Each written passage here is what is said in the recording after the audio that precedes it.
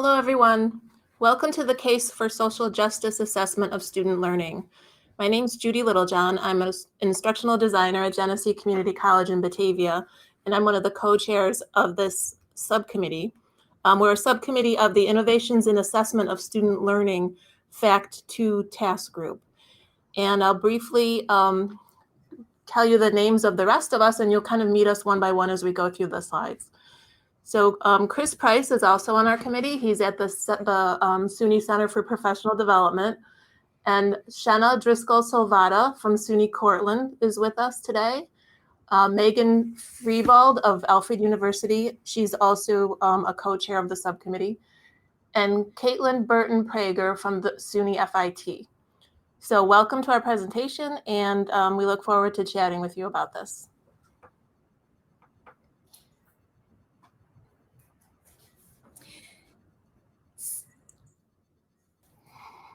So our goals for our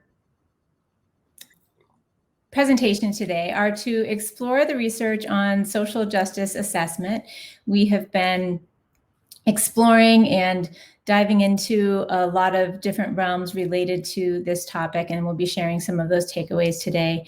We've identified some strategies that can work for us to implement into our own assessments of our students, and we will be sharing some of those today with you, and also asking you all to share some of the strategies that you've been using that have been helpful for you. And we'll also our goals have also been to curate resources, examples, and best practices in social justice assessment. And we will, again, be sharing the takeaways that we have from those.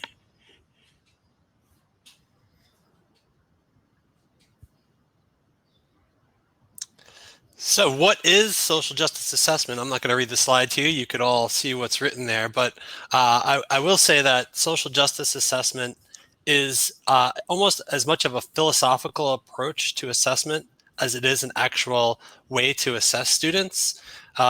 Certainly, you'll hear shortly, social justice assessment does utilize innovative ways to assess students. So you'll be hearing about things such as labor-based grading, ungrading, and other forms of grading that many of you may have never heard about. But again, the point here is not to just find a new way to grade, but to really grade students in a way that is more equitable, that does take into account our diverse student body, and also is more inclusive in terms of bringing all students together and what they know, and being able to assess them not just accurately, but also fairly and in a way that takes into account who they are as people. We thought it was important to also illustrate the difference between equality and equity. And this slide might look very familiar to a number of you. This has kind of been going around quite a bit the last few years. This is obviously an illustration of 3 individuals trying to watch a baseball game. And in the equality example, every person receives the same support. And that is helpful for, one person. One person didn't even need that support. And we have another person who, despite receiving support, still is not able to be successful. So in the equity example, we have 3 people who all receive either no support or varying degrees of support. So equity recognizes that each person is different and unique and has different needs, and resources are then distributed accordingly in order for individuals to be successful.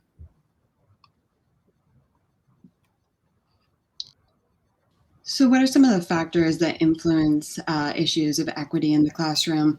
You can see some of them listed up here on the screen. Social justice assessment acknowledges that students enter our classes with different levels of preparedness, ability, access to resources, and more. And this can be influenced by factors like race or ethnicity, culture, language proficiency, socioeconomic status, and learning differences. And it's also important to note that these factors don't exist in isolation.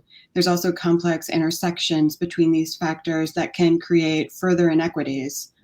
Traditional assessments often seek to numerically compare these students in diverse groups to more traditionally advantaged students, measuring all against the same metric. And this act can often reify existing inequalities and even widen those gaps further. Social justice assessment seeks to acknowledge and accommodate these differences by investigating the assessment mechanisms themselves and consider the ways that they might serve to either exploit or rectify those differences. And this often means interrogating existing assessment mechanisms, shifting the focus from product to process in order to better understand individual student gains and create opportunities for student agency. And we're going to be talking a bit more specifically about some of those strategies next.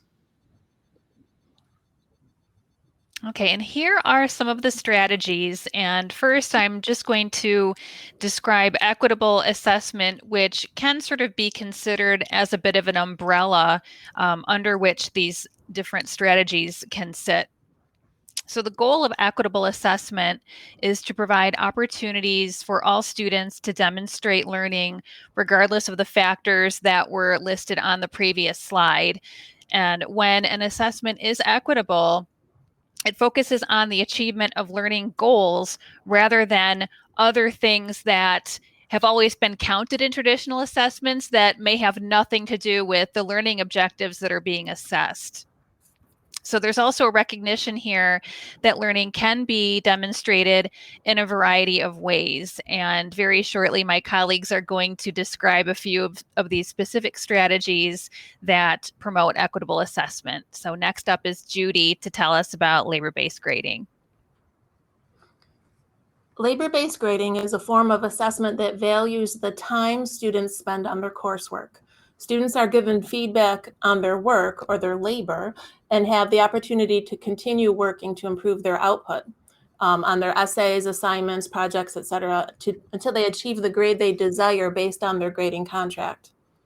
So knowing that they will not be given grades for each individual assignments, the students can be more creative and take more risks with their work. The feedback they receive from their instructor focuses on improving and encouraging their work instead of justifying a grade.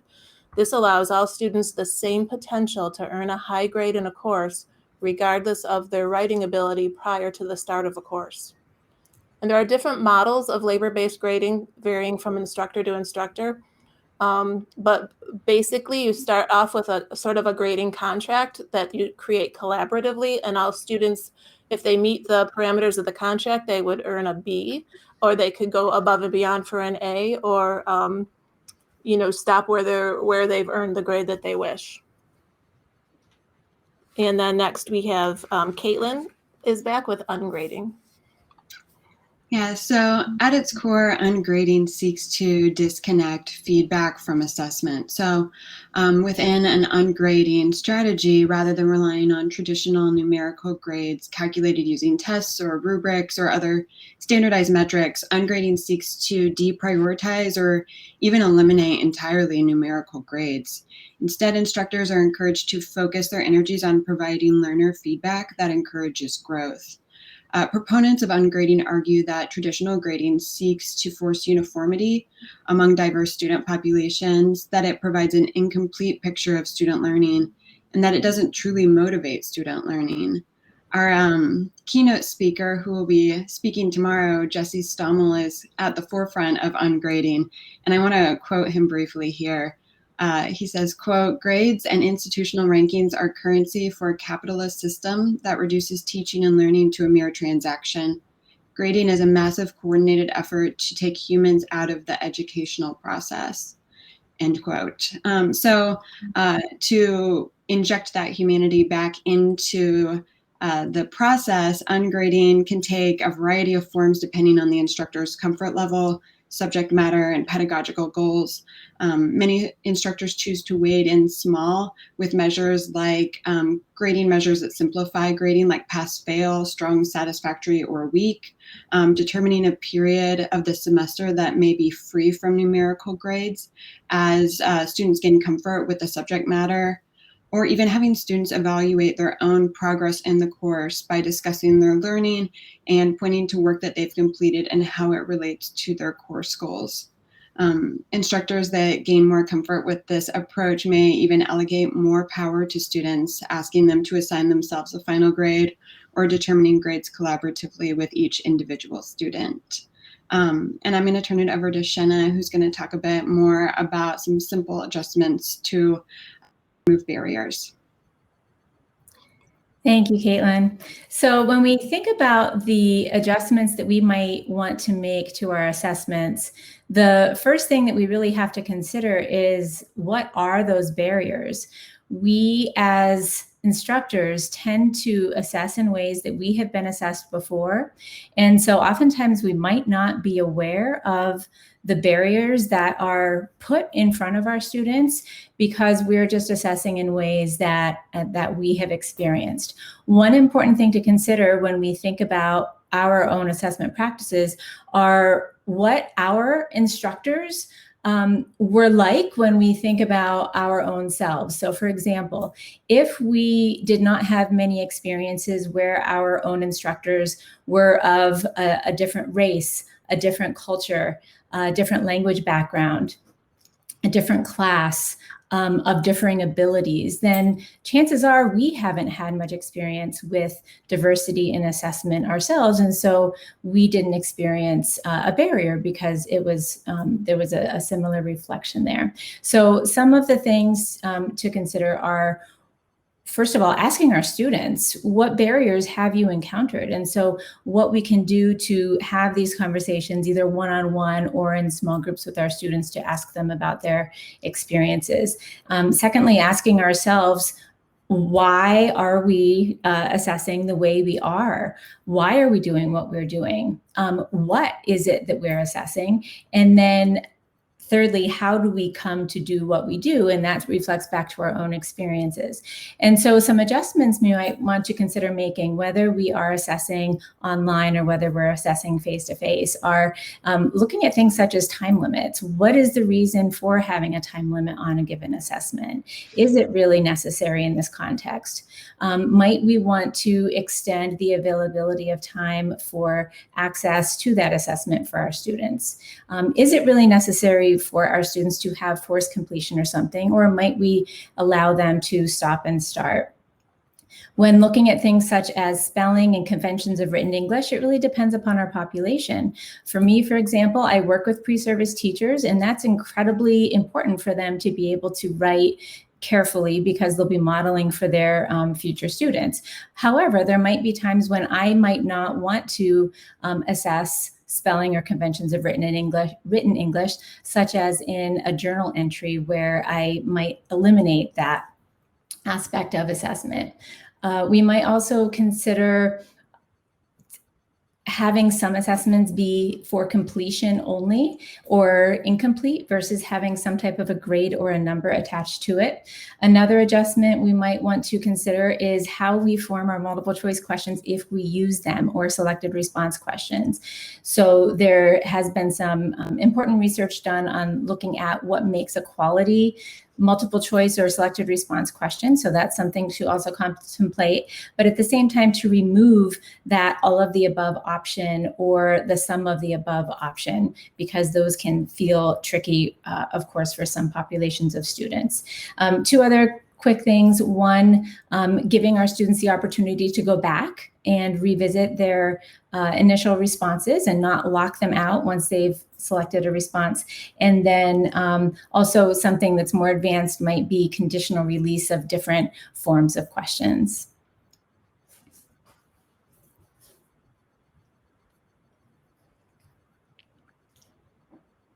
We're going to go to, I think Megan's going to bring us to the website that we're using for this Fact 2 task group. I see the chair of the task group, or the co-chair, Ken Lindblom, is there in the chat, chatting away with you all.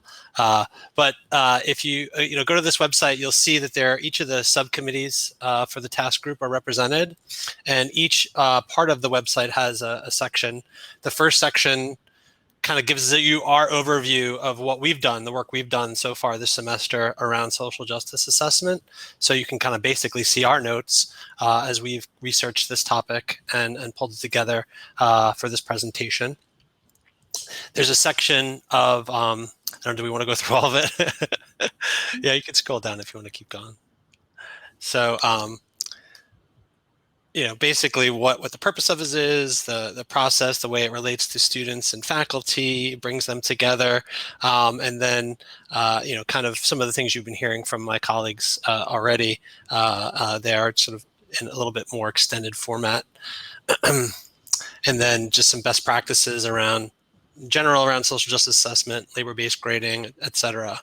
I think the real the meat of it, and there's another section on resources. So if we just go to that quickly, and we'll be adding to this, right? So this website just got stood up, and Chilton Reynolds and Oneonta deserves a lot of the credit for putting this together.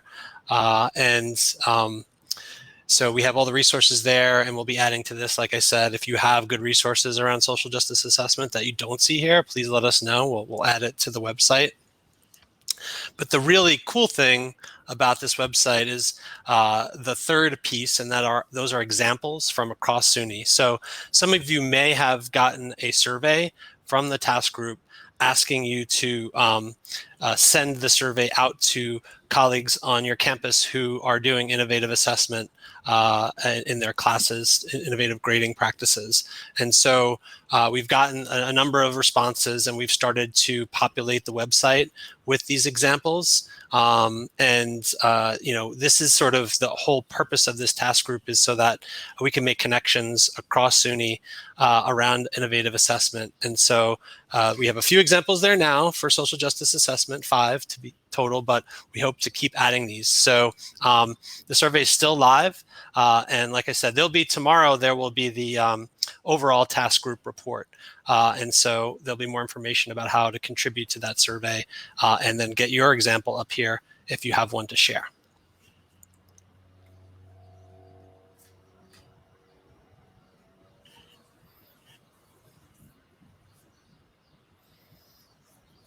So we have a ticket out the door available for you on our Jamboard, where we have a couple of different questions, and you're welcome to respond to one or all of them. But given what we're discussing here today, we're really curious about what examples you all have to share from your current practices related to social justice assessment. So one of the tabs will allow you to give some specific examples there. The other one is looking at which one you'd like to try. So given some of the things you've heard today, what would you like to try that you have not yet explored? So please feel free to share there. And it can be anything either that we've discussed, or anything else that maybe you have encountered that you've had on your list, but you haven't tried yet. And then thirdly, what additional supports do you need? One thing that we've encountered in the discussions we've been having and the research we've been doing is a lot of us don't really know what we don't know in terms of social justice assessment strategies. So where do you feel that you are interested in receiving more information, learning more about it, but you maybe don't know of anyone on your immediate campus who might have the information, or you're not quite sure where to look? So we'd love to hear from you about those things as well.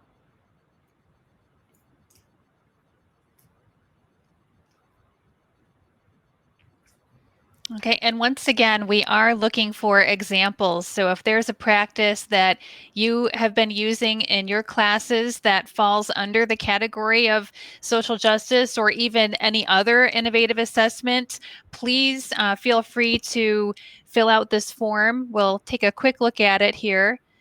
And it's just a quick Google form that you can fill out, and you can indicate which area your practice falls under, whether it's multiple pathways, real world assessment, social justice, or learning recognition, or something else that we didn't even think of. That would be amazing too. And then we just ask for your information. And then after you fill this out, then we will include it on the website. And the more examples and the more strategies we can share with people, the better.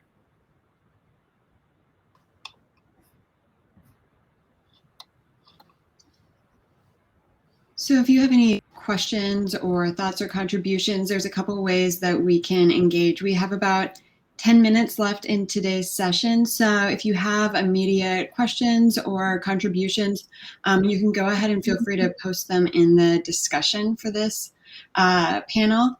Otherwise, you are always welcome to go back to some of those links that we've created and shared with you. So you can post those on the Jamboard, which we'll be checking back onto. And you can also contact us individually. And I am going to turn it over to Judy, who's going to give you some of our contact info as well.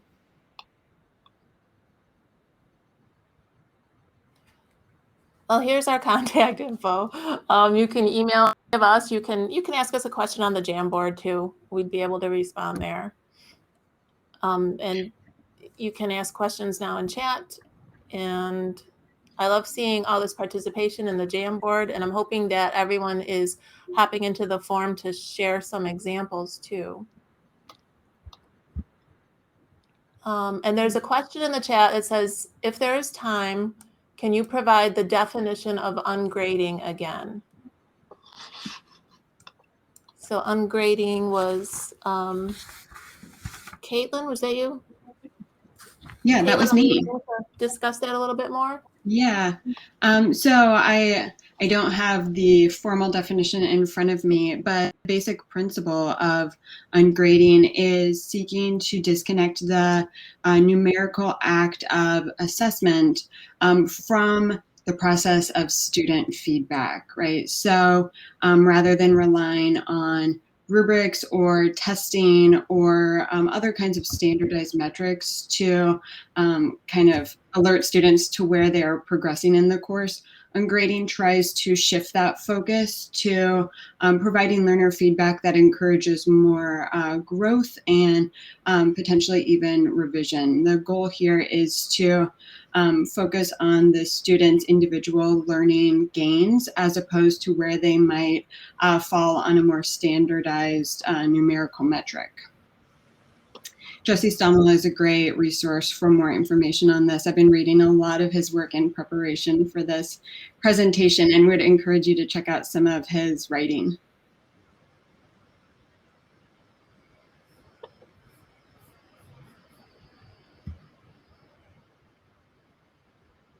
Victoria. So I see Ken asks, do you have any institutional stakeholders? Do you think any institutional stakeholders would be opposed to some of these assessments? Anybody want to take that one? Should I hop in on this one? I feel like that's a common point of discussion in terms of ungrading, because ultimately we have to give a grade at the end of the semester, right? And Jesse Stommel talks a lot about you know, some of the pushback that he hears from people who say, well, you know, if you're turning over the process of grade assigning to completely be in the student's hands, don't you worry about whether students are inflating their own grades and how that might impact the records that each student is getting? And I think that he would say that's not really in his purview, right? He's more focused on the process of learning as opposed to that final number that gets input into the records at the end of each semester. But this is definitely a big point of contention in any conversation about ungrading, and hopefully something that's going to come up in the keynote tomorrow as well.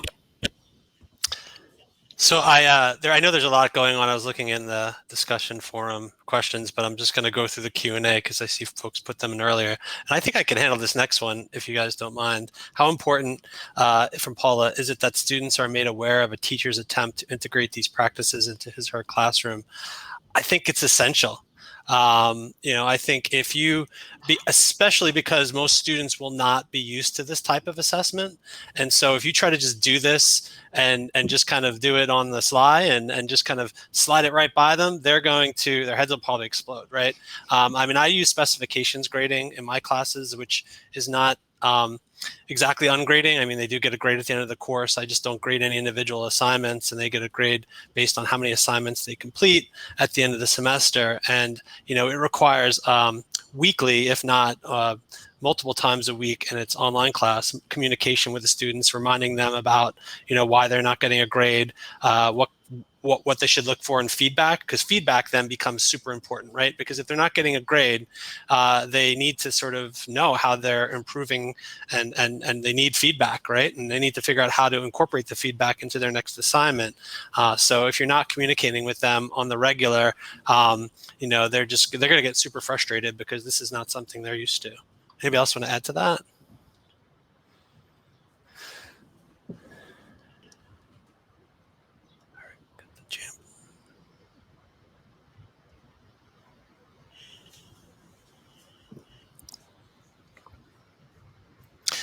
Eric asked about future PD offerings.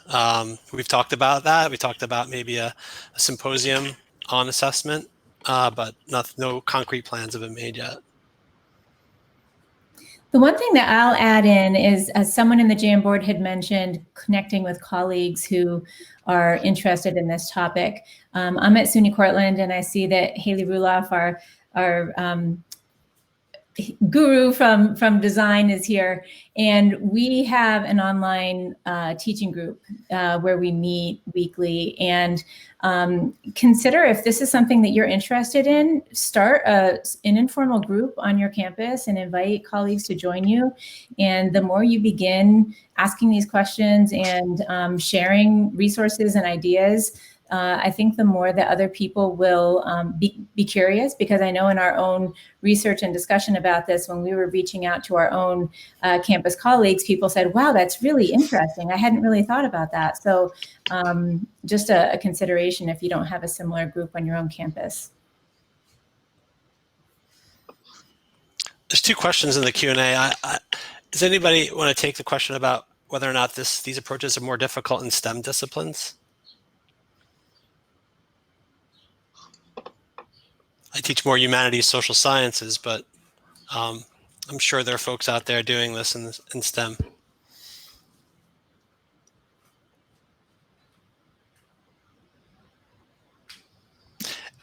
And it kind of actually dovetails nicely with the other question about academic integrity and you know, whether or not students might be more likely in courses like this to use sites like Course Hero or others out there that you know, where they can, you know, plagiarize and cheat. Anybody want to tackle those? Well, the thing that I would add with that is looking at what we're asking the students in the first place. If we are asking questions or giving assessments that are more project-based, that are more scenario-based, then that really can eliminate that temptation to plagiarize, because there really is nothing out there that would be that specific for them to really take from. So it's also really looking at what types of questions are we asking them and how are we framing those questions. Another thing too is giving them options. Option A, option B, option C, which one do you want to respond to? And then that allows our students to connect in a way that is most meaningful for them and gives them that open-endedness, but allows us to see what they're understanding. I'd like to add into some of that. I think might be in the STEM fields and other fields. Some of it might tie in a little bit better with specifications grading, which is a different form of assessment. And tomorrow morning at 9:30, there is a session on the Innovation and Assessment Overall Committee, where you'll hear about the other task groups too, or the other subcommittees. So if we want to dive in deeper to things like that, come back tomorrow morning at 9:30.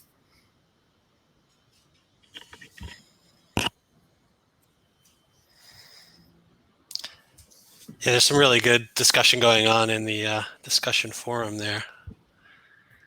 And also with this Jamboard, keep that link Jamboard, and yeah. revisit it, go back to it, continue to add to it, because just with the folks that are on this call right now, we can collaborate and brainstorm and share with one another as well across campuses.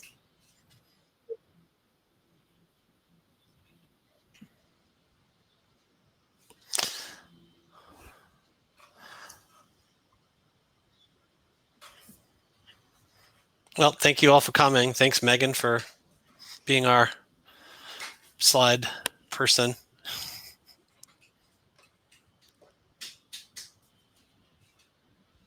See so many people here. Hopefully you'll be hearing about an upcoming symposium soon, and we'll keep everybody who registered for CIT on our distribution list.